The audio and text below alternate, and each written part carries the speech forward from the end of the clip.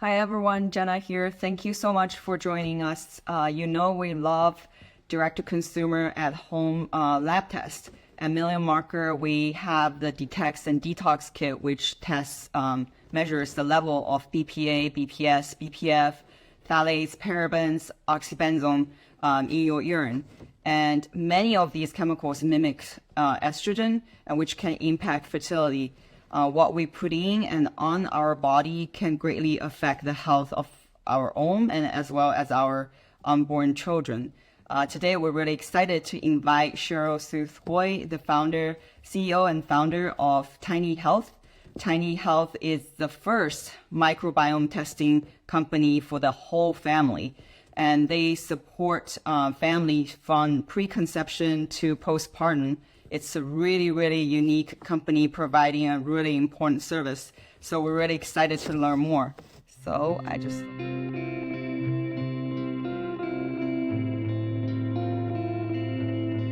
There you go.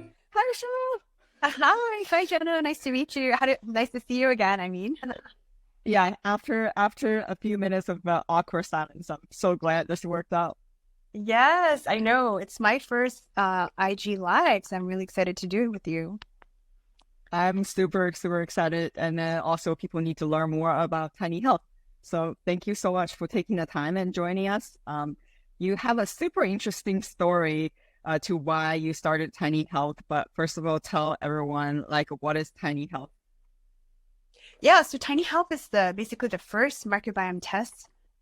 We test the stool or poop of the baby, and we specialize in that 0 to 3 year old sort of age for the baby, because there's no test in the market right now that specializes in this age group, which is crucial for the lifelong health of the baby. But in addition to that, we also test the mom during pregnancy or trying to conceive, because the mom is passing on the microbes to the baby through a vaginal birth or through breastfeeding. But we also do kids, children between 3 to 17-year-old. We do dads. Basically, our tests can be suited for any family member, and we can show the interaction of microbes within the family. Like dad has the capacity to continue passing on his bacteria to the baby through kissing and contact. But primarily, the microbiome seed comes from the mom. So we do offer a gut test for mom, a vaginal test for mom, as for baby and kids as well. Wow. So now tell us the story because the story is very interesting.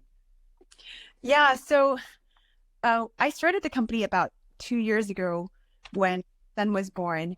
But my interest in gut health came many years before, like maybe about 10 years ago. I was already aware that gut health is really important. It's an important foundation for overall health, because 80% of our immune system lives in our gut and relies on what kind of bacteria, microbes are in your gut. But 4 years ago, I had my first child. My daughter was born by a C-section. She was breached. And I was trying to research. I knew that I was still trying to attempt for a vaginal birth, but I knew that there's a high likelihood that I might have to go into a C-section. So I researched what that would mean for her lifelong health. And I discovered the whole connection between gut microbes not being seeded from mom through a C-section, because you're cutting out, sort of from the abdomen and missing that vaginal seeding, that kids born by a C-section are more likely to get what we call atopic march, or what is called atopic march, which is basically an umbrella of chronic conditions that starts with eczema and then turns into food allergies, and then subsequently asthma and hay fever as an adult. What that means is that the immune system of the baby wasn't sort of set up correctly in the first few months of life, the first year of life, and therefore it's reacting to these allergens in the air or food and whatnot and environment, right? So then I was like, oh shoot, like what can I do about it, right? Is there any way I can restore her gut? And I found these papers, studies in research journals that there are things you can do. So I did a vaginal swabbing. So after my C-section, I swabbed my baby with my vaginal fluids to mimic that birth canal. And I learned that could sort of seed her with some vaginal microbes. I labored because I also learned that when the water breaks is when the baby gets the first flush of microbes in the vaginal tract. So there is some benefit. Some moms we meet are like, oh, I labored for so long and ended up in a C-section. I might as well just do a C-section. Actually, there are benefits to laboring, right? Preparing the baby for sort of transition into the real world from the womb, that whole pushing movement, it's all really good, and kind of the initial colonization by the mom's microbes. So I did that, and I also breastfed her for 18 months as long as I could. That is the number one actually factor to modify the gut, dysbiotic gut at birth through a C-section, or if the baby had antibiotics, breastfeeding is the number one sort of restoration. And then the other things I did was like when she was eating solids at 6 months, I did homemade kefir, a lot of like natural wild probiotics I made. So I was hoping that, I'm doing all these things, right? Type A mom, am I doing the right thing? Am I actually restoring her gut? And there was no test in the market. I did some adult gut tests, but the ranges, the kind of the bar telling you if this is all wrong for babies. Mm-hmm. So fast forward 2 years later, my son was born through a vaginal home birth. I really this time wanted a home birth because I knew that in the hospital, there would be a lot of interventions that I didn't want. And I decided to start the company a month after he was born. So it was like Tiny Health was born out of my, like this time, I'm like, the second child, I want to really measure his gut to make sure that he is developing his immune system in the right way. Wow. You did a measure, which is on Tiny Health website, and I think those graphics are super powerful that you can see the difference between like your daughter's the bacteria colony versus your son's. Yeah, exactly. That one actually is just like a regular C-section sort of seeding chart. It's not actually my daughter's microbiome seeding, but we did see a lot coming from me through the vaginal birth that I did at home. And we certainly see that with a lot of our customers. At the hospital, if you had a lot of vaginal exams or sort of some medical intervention, then there is a slightly higher risk for potentially the hospital antibiotic resistant bugs to colonize baby's gut initially, even through a vaginal birth. So even if you had a vaginal birth, it doesn't necessarily like mean that you have a lot of seeding. It really depends on what happens during labor as well. Oh, wow. So for those who don't know about microbiome, give us like a quick explanation. What is a microbiome? Yeah, I know gut microbiome, gut health. It's kind of a trendy phrase these days, but it's getting. We're really happy it's getting more public recognition because we are made out of 38 trillion microbes. So in our body, it lives in and on our body, our skin, our vaginal, our gut, our oral. It's all filled with microbiome. And while we sometimes associate bacteria with disease and unfriendly things, there's actually a lot of good bacteria that plays an essential role in protecting your immune system. So that's what we want to see is the microbiome has to have a good balance of good bacteria and bad bacteria that ultimately creates that ecosystem. The microbiome basically is many parts. There exists in many parts of your body.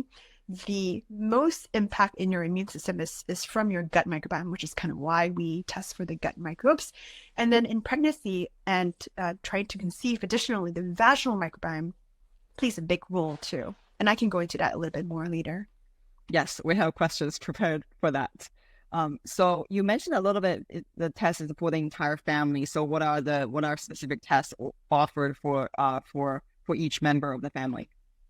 So if you're trying to conceive, we would recommend a vaginal and a gut test. So the vaginal test is, I've also just recently learned this in the past 2-3 years that the vaginal environment is quite crucial for conceiving. A healthy vaginal microbiome should have a lower, more acidic pH to protect against harmful bacteria, destructive bacteria that can grow in the vagina canal.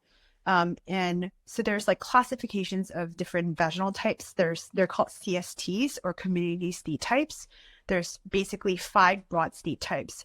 And state 1 and 2 and 3 are the healthy microbiomes that are lactobacillus dominated, while CST4 is what you really don't want, because that means that the pH in your vagina could be higher, and you're more likely to get things like BV, bacterial vaginosis, yeast infection, and other things that in papers have been shown to decrease sort of fertility, chances of fertility. And also, if you do get pregnant in that state type, the CST4, there's a slightly higher likelihood of having preterm labor. So you really want to move away from CST4 into one of the other 4 CST types. So that's what, we would definitely recommend a vaginal test during the conceiving phase and also during pregnancy. And ideally, you're not using antibiotics to treat it if you are CST4, which a lot of women, when they go to their doctors, they get prescribed antibiotics. But as you may know, antibiotics also disrupts good bacteria. So a lot of times what ends up happening is you end up seeing these antibiotic resistant bugs. So the symptoms and conditions come back and it's even more resistant. So instead of using antibiotics to treat, we usually recommend probiotics. And what kind is where our test comes in, because everyone is unique, and which specific kinds of strains you need really depends on your unique vaginal and gut microbiome. So I talked about vaginal microbiome, and then there's the gut microbiome, which in scientific literature, there's less correlation between gut and infertility for now. However, we do suspect that there is a connection between a dysbiosis or imbalance. Remember, I was mentioning the balance between the good bacteria, the bad bacteria. So that could be a factor in perhaps fertility, or even when you're pregnant, whether or not you get gestational diabetes, preeclampsia, all these pregnancy conditions highly depends on whether your gut has that balance or not. So you should really do both, just to be sure. Just to be sure, we would recommend that. But if anything, I would say vaginal is good for, like there's more science around, fertility for that. But gut health, there's just more correlation with overall health, and also more crucially, the health of your baby when it's born, right? Because your baby is inheriting both the vaginal microbes at birth and gut. So people always ask me, how do they even inherit the gut microbes from the mom? The vaginal would make sense. Baby passes through the canal, and the vaginal microbes that colonize the baby initially, is there like pioneering microbes that seize the baby to prime the baby's gut to receive the gut microbes from the mom. It's really fascinating, but it's gone really quickly. By like maybe 4 days, you can't see the vaginal microbes anymore.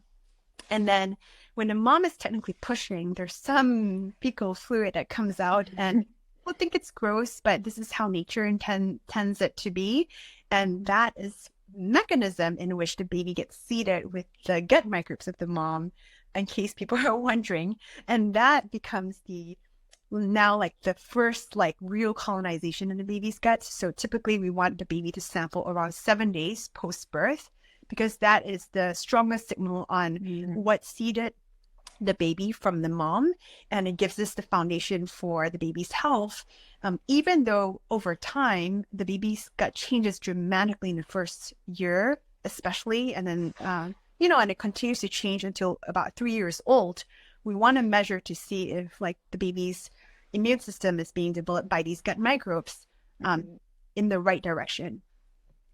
So if someone who's already pregnant, obviously they can still check their vaginal microbiome as well as gut. If someone just had a baby, would you recommend them to order a test immediately, check the baby's microbiome before the 7 days kind of mark? For the mom or for the baby? For both. For both, yeah. So we wouldn't recommend a gut test for baby before 7 days, because again, the baby's immune system is very new and raw. 7 days, 7 to 1 month is a good time to see that initial colonization, which is gives us a lot of clues to what the baby was born with, right? And then, every kind of 3 months to check in, like 3 months, 6 months is when most babies start solids. A 3 month time point, you can kind of check in on how the breastfeeding is continuing to see the baby with microbes. Because believe it or not, most people also don't notice is your gut microbes. For some reason, scientists are still not able to understand the exact mechanism, but the gut microbes continue to transfer into your breast milk to see the baby further. So there's a lot of benefits. And in our test, we can show that usually what the baby inherits from mom are the good stuff, and all the stuff that are like unfriendly are usually from the environment, hospital environment, or maybe the home or whatnot. But oftentimes you don't inherit the unfriendly bacteria from mom unless the mom's gut look really unhealthy, which we also see in some cases if the mom does have some sort of symptom like GI symptoms or GBS or GDM, then the baby might have a slightly more unfriendly gut, but it's pretty rare. So yeah, every like 3 months, 6 months, when the baby changes diet and starts solids, that changes their gut again dramatically. We want to make sure the maturation of the gut is slowly developing, not too fast, not too slow, based on science. And then 9 months, 12 months. 12 months is another important biomarker for when in scientific community, in scientific literature, the C-section signature, and I mentioned too, some vaginally born babies have some sort of C-section signature too, from whatever happened during labor. By 1 year, we should see that biomarker for asthma disappearing, hopefully through breastfeeding.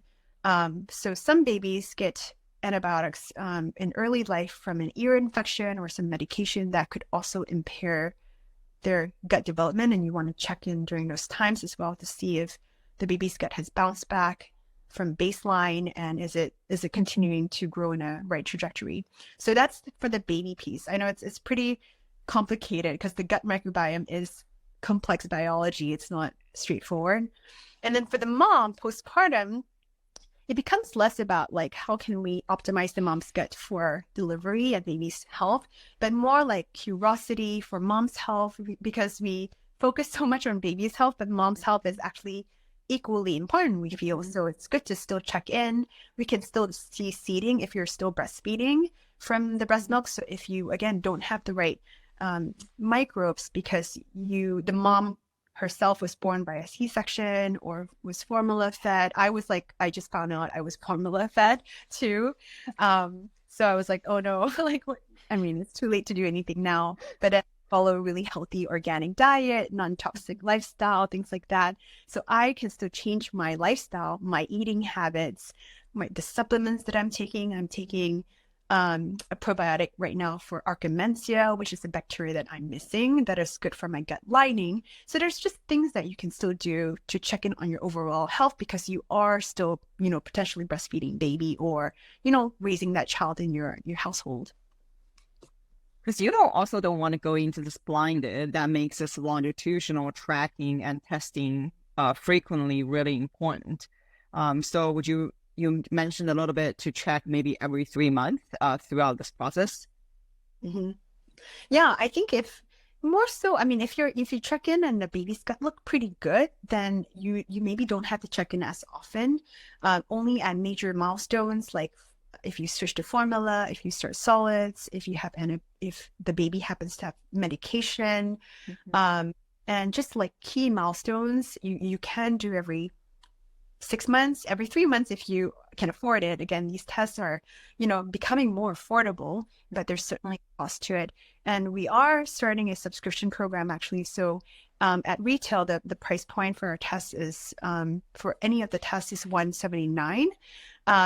But if you subscribe, then it's I believe it's $139 every 3 months. So you do save a lot. And if you want to check in more frequently, and certainly a lot of our moms do, want to, because their guts are just changing so often in the first year. And when you get the sample, it's memorialized, right? It's kind of, you get that. And then as Tiny Health improves on our research and our data science in the future, we can show future insights on the early microbial development of your baby. So that's, I think that's something pretty cool to have that sample. That's super exciting. So now for those who don't know, how do you test your gut microbiome? Oh, it's actually really easy, and I prepare it like a a sample. Like it's an at-home test kit. So if you purchase a kit, we mail it to your home, just like million markers test. And Yes. then it's a really simple instruction. It's a swab that looks like a cotton swab, pretty much. And unlike other gut tests that I've done, where you need to scoop the poo, is pretty gross. You can just sample directly from a soiled tissue, so really mess-free and easy. And then for baby, if you're changing diapers, like 8 times a day, it's just swabbing directly from the diaper without touching the diaper. And then you throw it into this little bag and a prepaid envelope to our lab. Our lab gets it. It takes about 4 to 6 weeks. We're trying to keep it at 4 weeks at this point to get your results back. But it takes so long because we are using the best, highest resolution technology in gut microbiome testing right now.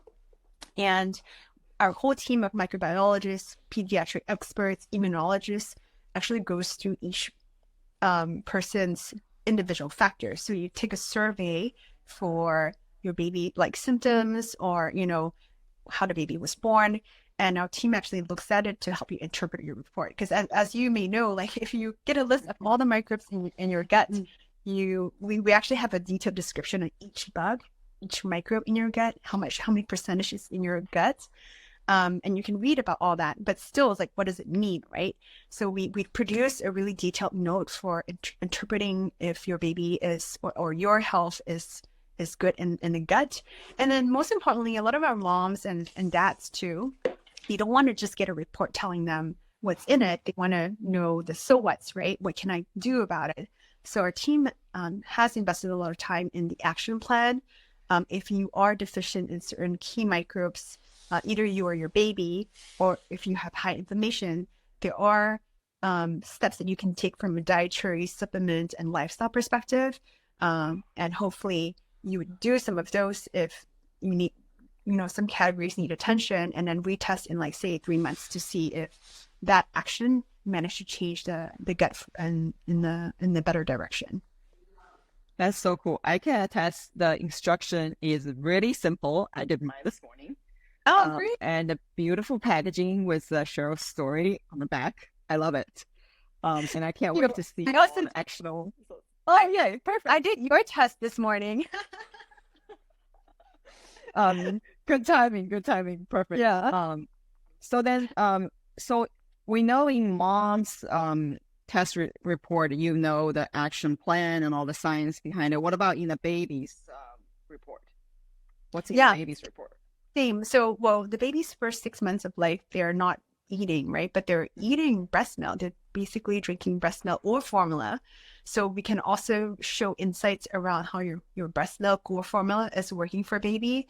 And probiotics is another thing. Some parents believe in it and give it to their babies, but there's so many in the market. Which ones are truly effective for baby? And we have strain level tracking and resolution. So we know if the probiotic that you gave your baby actually colonized their gut. And in the baby, the bifidobacteria probiotics are supposed to colonize because the breast milk, in fact, the HMOs in breast milk is supposed to feed these bacteria, bifidobacteria, and it's supposed to colonize baby's gut. So you want to see that ideally like 30, 50, 90%, like my son's gut had 90% bifidobacteria infantis, either from my breast milk or I gave him 3 weeks of probiotics, this specific strain that I was missing that was quite essential for and in some other probiotics, we just don't see colonizing, and maybe the strains are dead because there's so many in the supermarket these days, you don't know which one is actually effective. So it's really important to check on that. And we think that is one of the best powers of our test, the ability to show you that. In your my gut and an adult gut, the probiotics that we take, unfortunately, won't really colonize. It's not meant to because we're not drinking breast milk anymore. In fact, if you do drink breast milk and you take probiotics, we suspect maybe that will actually colonize because the bacteria is no longer getting that food that they need to really bloom. So probiotics that we take as adults are transient, but they are still conferring health benefit to us. It's just not going to colonize. You're not going to see that being like 10% of your gut. We might see it 1% of your gut or 5% of your gut, for example. But in a baby, it really should colonize. So how far before trying to conceive should a couple start testing and making these actions? As early as you can. I mean, if you know you want to have a child in the future, like even if it's 2 years, the sooner you know the state of your gut and vaginal health, the better. The longer it takes, or the more time you have to make some minor adjustments, right? Because in babies, you see the impact of these actionable steps almost immediately, I would say, because the baby's microbiome is so sensitive towards diet and environmental factors. So that's kind of why the retesting makes sense for a baby, because you do see the dramatic shifts.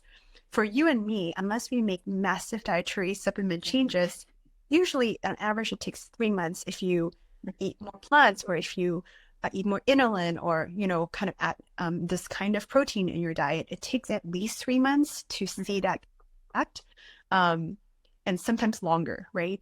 So I think that's kind of why, and you have to be very disciplined about it. And as an adult, if your gut really is deficient in something and you want to restore it, you just have to do it for a much longer time. So yeah, basically as soon as possible. I believe everyone should get a gut test and a vaginal test for overall health check-in.